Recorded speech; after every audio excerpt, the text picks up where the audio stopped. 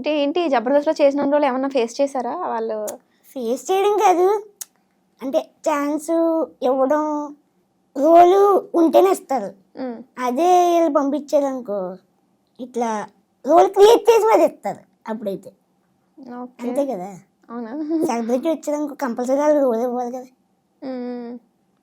క్యాకేసి కూర్చోబెట్టరు కదా వాళ్ళని. మనం కొద్ది తర్వాత ఈ ఈ షెడ్యూల్ కాకుండా నెక్స్ట్ షెడ్యూల్ అన్నా చేస్తారు. మీరు సింపుల్గా ఇలా చెప్తున్నారు కానీ నాకు బ్యాక్గ్రౌండ్లో ఏదో స్టోరీ ఉన్నట్టు అనిపిస్తుంది.